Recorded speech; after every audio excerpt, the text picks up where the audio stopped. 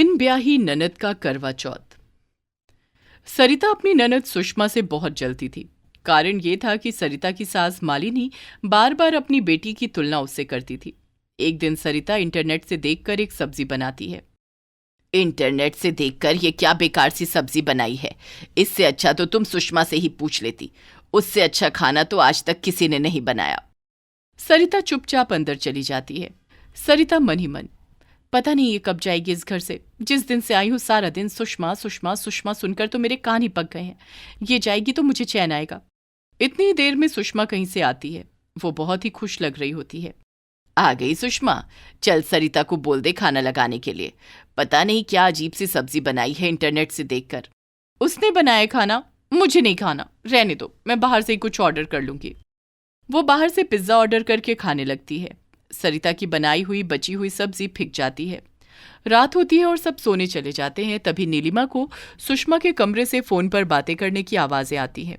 वो धीरे धीरे किसी से फोन पर बात कर रही होती है।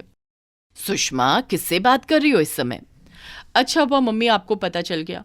मैं तो खुद ही बताने वाली थी। मैं और सुमित एक दूसरे से प्यार करते हैं और मैं सुमित से ही शादी करूंगी। क्या? ये शादी नहीं हो सकती। शादी तो मैं सुमित से ही करूंगी और आप नहीं मानोगे तो हम भाग जाएंगे। सुषमा माँ की बात बिल्कुल नहीं मानती और सुमित से मिलना जारी रखती है। उसे सुमित पर पूरा विश्वास होता है। वो मन ही मन उसे अपना पति मान चुकी होती है और सबसे छुपकर उसके लिए करवा चौथ भी रखती है। जब सरिता को सुषमा के बॉयफ्रेंड होने का पता चलता है, वो जानबूझकर उसकी शादी की बात छेड़ती है। माँ जी, मेरी एक सहेली ने बहुत अच्छा रिश्ता बताया दीदी के लिए। आप कहें तो बात चलाऊं? माँ, इनसे कह दीजिए इन्हें मेरी शादी की चिंता करने की कोई जरूरत नहीं है। ये तो बस मुझे घर से भगाना चाहती हैं।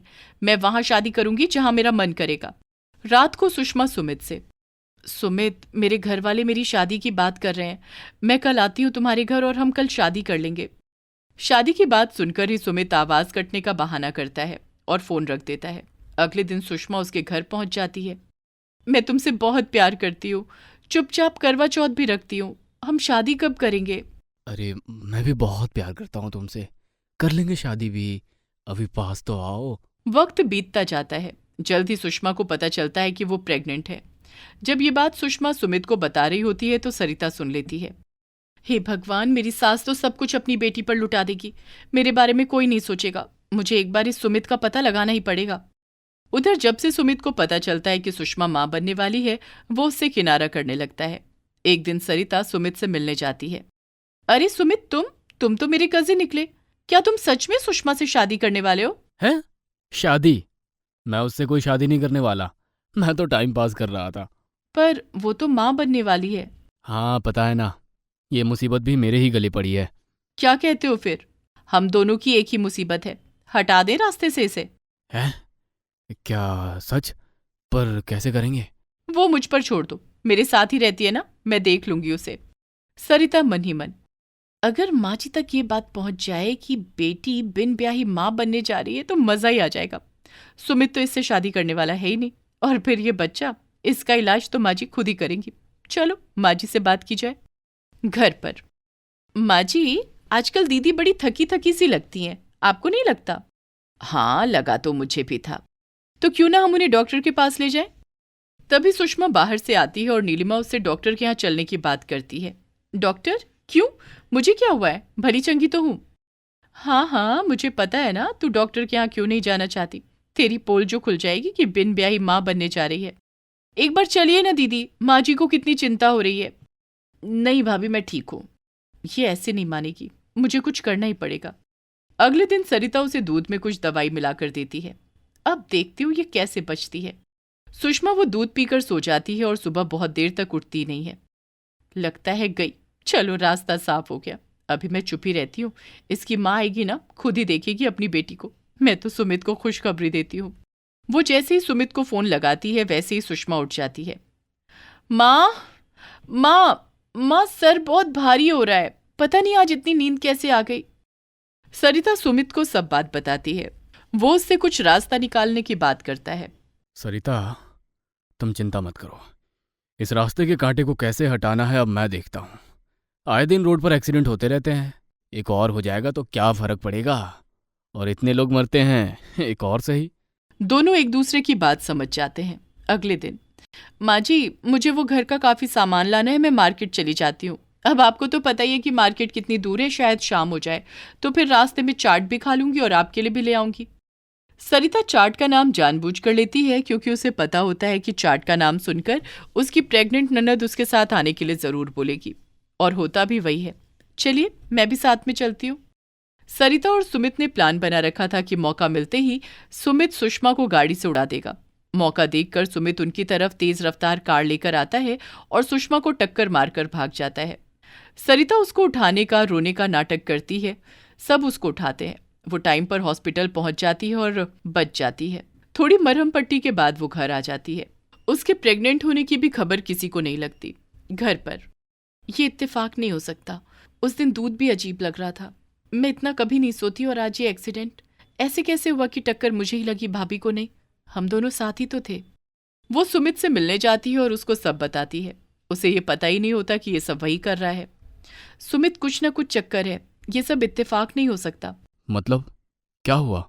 मुझे ऐसा लग रहा है जैसे कोई मुझे नुकसान पहुंचाने की कोशिश कर रहा है। ये सब इत्तेफाक नहीं हो सकता। मेरा पूरा ध्यान था, ऐसे कैसे कार आ गई? पर मुझे अपने व्रत उपवास पर पूरा भरोसा है। तुम्हारे लिए भी करवा चौथ रख रही हूँ इतने सालों से, और अब तो हमारा बच्चा भी आएगा।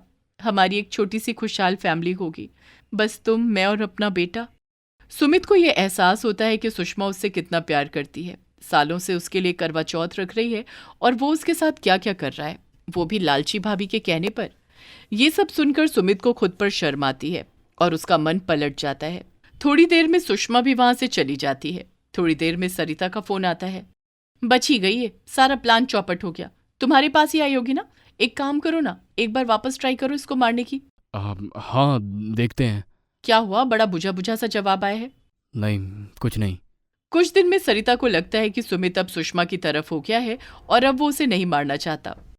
अच्छा, तो अब ये मुझे डबल क्रॉस कर रहा है, इसे मैं बताती हूँ। अब वो सुमित का भी एक्सीडेंट करवा देती है, पर वो बच जाता है। अब सुमित को सरिता की सारी चालाकी समझ आती है। वो सुषमा को सब कुछ साफ साफ बता देता है और उसे और अपने बच्चे को अपना लेता है। सुषमा अपनी माँ के सामने सरिता के सारे राज खोल देती है और सुमित से शादी करने के लिए उन्हें मना लेती है। माँ दुर्गा बनी गरीब की बेटियां। नीलिमा की शादी को 10 साल हो गए थे, पर अभी भी कोई संतान नहीं थी। वो सबके ताने सुन सुनकर परेशान हो चुकी थी। नीलिमा रोज भगवान के सामने रोती थी। हर तरह का पूजा पाठ करके देख चुकी थी। देख नीलिमा, मैंने पहले भी कहा था, आज वापस कह रही हूं, एक बार दुर्गा माता की सच्चे मन से प्रार्थना करके देख। नवरात्रे भी आ रहे हैं, माता तुझे फल जरूर देंगी। काकी, मैं बिल्कुल हताश हो चुकी हूँ। इतने सालों से इतनी पूजा पाठ की है, किस किस मंदिर नहीं गई मैं। मुझसे अब और नहीं होगा। मेरा एक आखिरी कहना मान ले बेटा, देवी माँ तेरी गोद जरूर भरेंगी। नीलिमा काकी की बात मानकर दुर्गा माँ की मन से पूजा करती है। दिन रात उनकी सेवा करती है और पाठ आरती सब करती है। जल्द ही दुर्गा माँ उसकी मनोकामना पूरी करती हैं। उसे पता चलता है कि वो माँ बनने वाली है। वो सबसे पहले जाकर काकी का आशीर्वाद लेती है और देवी माँ की उस पर ऐसी कृपा बरसती है कि उसकी कोख, जो 10 सालों से सूनी थी, उसमें एक बार में 9 कन्याएं आ जाती हैं। नीलिमा 9 लड़कियों को जन्म देती है, वो भी नवरात्रों में। अरे नीलिमा, ये तो चमत्कार हो गया। तेरे यहाँ तो जैसे 9 देवियां ही आई हैं। नीलिमा बहुत खुश होती है, पर उसकी सास शांता और उसका पति कमल उससे काफी नाराज होते हैं। हे भगवान, कौन पालेगा इन 9 मुसीबतों को, और कैसे? मैं तो लुट जाऊंगा। आप कैसी बातें कर रहे हैं? आप इनके पिता हैं। आपको खुश होना चाहिए कि आपके घर देवियां आई हैं। अरे इतनी देवियों का मैं क्या करूंगा?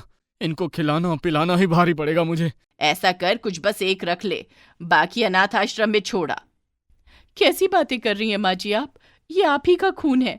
बच्चे अपना नसीब खुद लेकर आते हैं। इनका नसीब भी भगवान ने लिख कर भेजा है। मैं पाल लूंगी सबको। नीलिमा अपनी बेटियों के लिए सबसे लड़ जाती है। धीरे धीरे लड़कियां बड़ी होने लगती हैं और नीलिमा उन सबका नाम दुर्गा माँ के 9 स्वरूपों पर रखती है। एक बार शांता नीलिमा को गरीब घर से होने का ताना दे रही थी। ये बात उसकी बेटी शैल को बर्दाश्त नहीं हुई। दादी, आप मेरी अम्मा से ऐसे बात नहीं कर सकती। वो हम सबसे बहुत प्यार करती हैं और उन्होंने बहुत मुश्किल से हमें पाला है। आप उनसे उल्टा सीधे तरीके से बात मत करिए। ये सुनकर ही उसकी दादी चुप हो जाती है, क्योंकि आज तक नीलिमा ने उनसे ऐसे बात नहीं की थी। शैल को ऐसा देखकर नीलिमा में भी थोड़ी हिम्मत बनती है। वक्त बीतता गया और लड़कियां बड़ी हो गई। नीलिमा की सारी ही बेटियां कामकाज और पढ़ाई में बहुत ही अच्छी थीं। उधर शांता और कमल उनकी शादी की बात करने लगे थे। देख कमल, अभी तो इनकी ज्यादा उम्र है नहीं। तू एक एक करके इनके लिए लड़के देखना चालू कर। अभी से देखेगा तो लड़के मिलेंगे। हाँ माँ, एक एक करके जल्दी निकालना पड़ेगा इनको।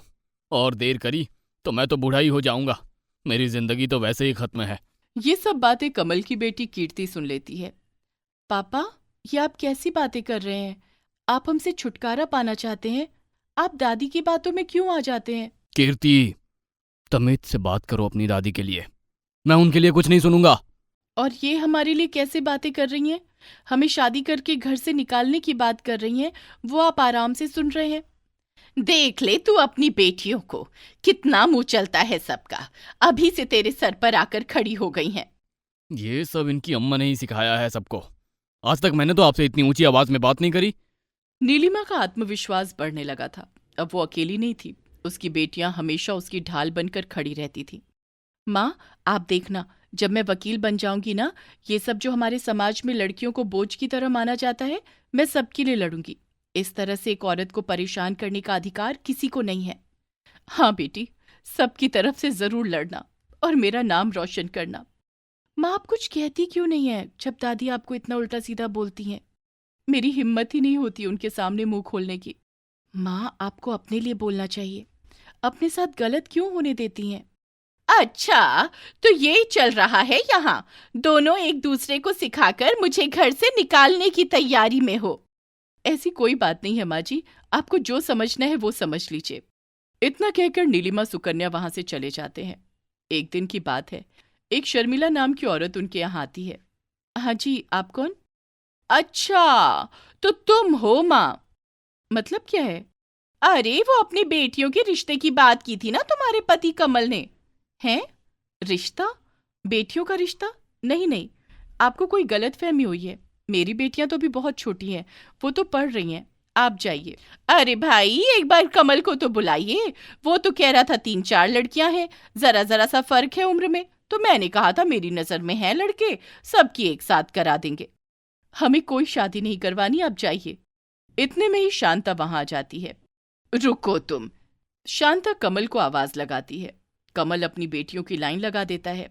जो भी आपको रिश्ते के लिए अच्छी लग रही है, अपने हिसाब से ले जाओ। ले जाओ मतलब? क्या बेच रहे हो मेरी बेटियों को? समझ क्या रखा है? अरे कमल, इसे समझा। बेच नहीं रहे हैं, रिश्ता कर रहे हैं। इस उम्र में शादी हो जाएगी तो दहेज भी नहीं देना पड़ेगा। इतनी देर में कीर्ति आ जाती है। दादी, ये दहेज लेने देने के चक्कर में जेल तो बाद में होगी आप सबको। पहले तो ये जो आप इस तरह बिना मर्जी से लड़कियों की शादी का सोच रही है ना, वो भी इस तरह भेड़ बकरियों के जैसे, उसके लिए मैं आपको जेल भिजवा सकती हूँ। लो, ये एक और आ गई पुलिस अफसरनी। बस इसी की कमी रह गई थी। कीर्ति सबको अंदर भेज देती है। और दादी, आपको इनकी शादी की चिंता करने की जरूरत नहीं है। मैंने इनके लिए दूसरे शहर की यूनिवर्सिटी में बात कर ली है। ये अब वहां पढ़ेंगी। अपनी जान पहचान से इनकी पढ़ाई भी फ्री करवा दी है। और अब ये वापस यहाँ तभी आएंगी जब ये कुछ बन जाएंगी। अगले दिन कीर्ति अपनी बहनों को दूसरे शहर भेज देती है। वक्त गुजरता जाता है और सबकी पढ़ाइयाँ भी पूरी होती हैं और सब अपना अपना पेशा भी संभाल लेती हैं। नीलिमा की सारी बेटियां कुछ न कुछ बन गई थीं। नीलिमा पर जैसे देवी माँ ने खुद कृपा बरसाई थी। सभी डॉक्टर, इंजीनियर, वकील और पुलिस जैसे सम्मानजनक डिपार्टमेंट में थी। आस पड़ोस वाले जो नीलिमा को 9 बेटियां होने का ताना देते थे, अब वही बार बार कुछ न कुछ मदद मांगने नीलिमा के घर आते रहते थे। एक दिन की बात है, उनके मोहल्ले की औरत शांति उनके घर रोते हुए आती है। शांति उसी शर्मिला की सबसे छोटी बेटी थी, जो शर्मिला नीलिमा की बेटियों के लिए अजीब से रिश्ते लाई थी। नीलिमा आंटी, प्लीज मेरी बेटियों को बचा लीजिए। अरे क्या हुआ? बीमार है? हॉस्पिटल जाना है? पैसे चाहिए? कुछ बोलो ना, क्या हुआ? कुछ नहीं आंटी, जो मेरी माँ आपकी बेटियों के साथ करना चाहती थी, वो अब उनकी खुद की नातिन के साथ हो रहा है।